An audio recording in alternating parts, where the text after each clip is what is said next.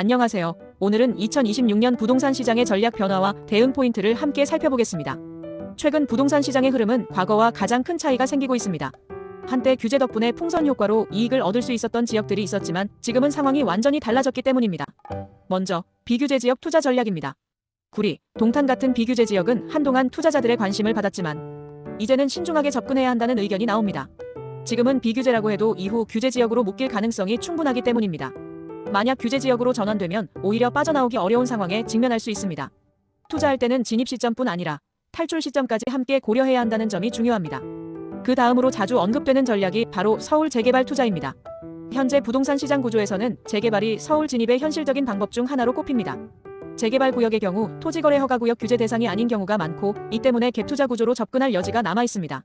하지만 무주택자라면 처음부터 재개발에 무리하게 진입하기보다는 먼저 안정적인 주택 한 채를 확보한 뒤 추가 진입을 고려하는 것이 비교적 안전한 전략입니다. 반면 과거 부동산 시장에서 활용됐던 단기임 대사업자 등록 전략은 이제 큰 실익이 없는 것으로 평가됩니다. 조정 대상 지역이 확대되면서 신규 단기 임대 등록의 이점이 거의 사라졌고 오히려 임대료 상한, 보증보험 의무 등 부담만 늘어나는 구조가 됐기 때문입니다. 그와 함께 많이 언급되는 상급지 갈아타기 전략도 예전만큼 쉬운 선택은 아닙니다. 과거에는 일시적 2주택 비과세를 활용해 묘기 부리듯 갈아타기가 가능했지만 현재는 토지거래 허가제와 각종 대출 세제 규제로 인해 이 전략의 난이도가 크게 올라간 상황입니다. 그래서 실제로는 선매도 후매수 전략이 더 현실적인 선택이 되고 있습니다. 그리고 빠질 수 없는 절세 전략, 바로 공동명의입니다. 공동명의는 종합부동산세를 절약하는 데 유리한 구조를 제공합니다.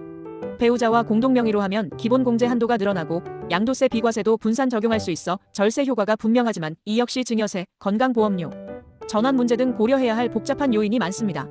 따라서 공동명의를 선택할 때는 세심한 검토와 전문가 상담이 필수적입니다. 결과적으로 지금 부동산 시장은 과거의 전략으로는 살아남기 어려운 구조로 변했습니다. 규제와 세금은 오히려 집값 안정보다는 시장 왜곡을 초래하는 측면이 있고 단순히 세금으로 집값을 잡을 수 없다는 현실을 확인하게 합니다. 오히려 이런 복잡한 구조 속에서 살아남기 위해서는 철저한 공부와 준비, 그리고 타이밍을 읽는 능력이 무엇보다 중요합니다. 오늘 영상에서는 2026년 부동산 시장에서 꼭 알아야 할 핵심 전략들을 정리해봤습니다. 시청자 여러분의 투자 판단에 도움이 되셨다면 좋아요와 구독 부탁드립니다. 다음 영상에서 또 만나요.